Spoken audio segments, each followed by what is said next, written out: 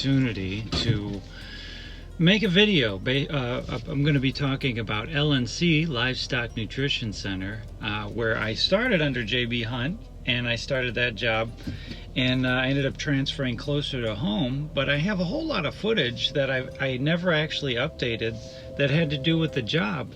And what we would do is we would drive the truck under a silo, and they would fill, I think there were 6 different holes on the top of the truck, and each bay would hold, I don't know, 3 tons or something like that, and 2 or 3 tons, and we'd fill that up, and then we would go to the location, and sometimes we would fill up feeders, which was the slowest process, because you got to get out and open all the feeders, and then you've got to drive and fill along the side with the feeders. I've got footage of that, and you would see cows around there, and I took some videos of that different stuff, and I never posted it.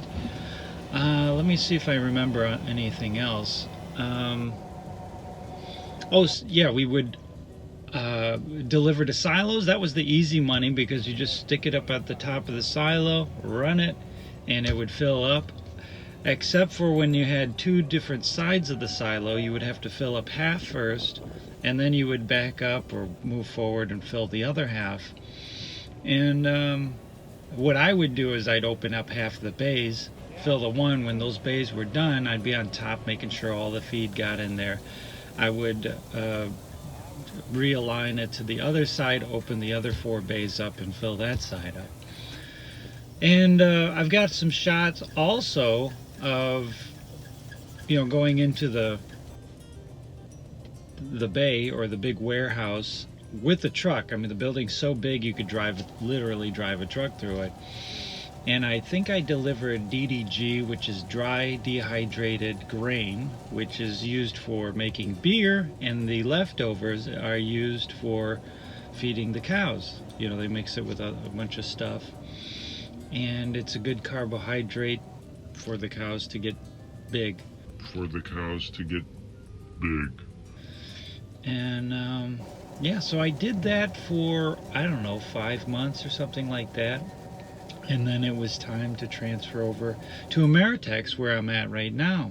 And I'm very thankful, of course, I've mentioned this plenty of times, to my friend Phil Moore, who got me the job in the first place when on my last day with Ingram Ready Mix.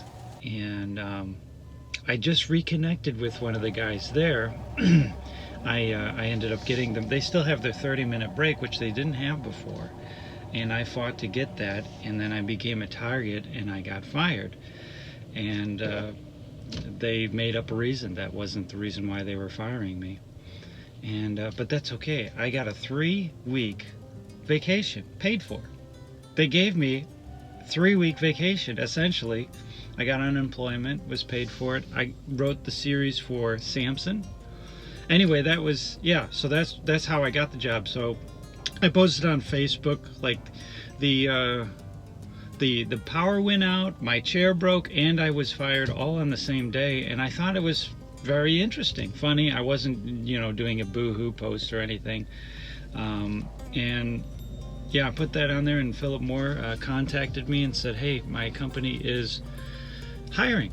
And at the time, it wasn't part of JB Hunt, but about a month later, they worked out a deal with JB Hunt, and wow, that worked out for me.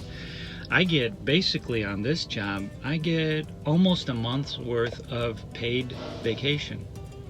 They have, on this account, 10 days of rainy day pay, which is essentially extended vacation pay. And right now, I am in the rare opportunity of sitting here waiting for the paperwork, because it's actually a rainy day today. It rained yesterday, and everywhere's wet, and apparently they're still doing loads. So either preloads or we're going back out there. I don't know. I'm surprised we're working, but it's a Friday, and I'm very happy with this job. And my friend Michael Bell offered to put together the video for practice or whatever, and I haven't gotten to the videos or made any video on my YouTube channel all this time. And until that happens, what I found in my YouTube making is if I don't finish what I started over here, whether I delete it or make it into a video, I stop making new videos. And and besides that, I've been doing podcasts and blogs and stuff like that, and eventually I'd like to get some of that content onto YouTube, if not all of it. But anyway, here's the video. This is the video that is going to introduce that and memorialize that segment of my life, because it was very neat feeding cows. And of course, Jenny and I don't actually get those kind of cow meat, you know, that kind of cow meat, because we do gluten-free, or I don't know what we do. What do we do? Oh, grass-fed, grass-finished, all that stuff. And these are not grass-fed and grass-fed. They're actually fed gluten, corn gluten, wheat gluten, stuff like that.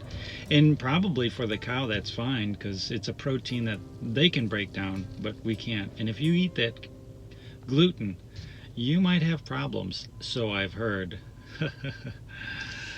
So anyway, that's all I have. Thank you a special thanks to Michael Bell for making this video. If it sucks, it's all his fault. If it's great, it's you know, I'm gonna take full credit for it, because it was, you know, my idea to make sure he did it. Just totally kidding. Thanks, Mike. And you can of course cut this video up as much as you want or whatever. I trust your judgment. For the cows to get big.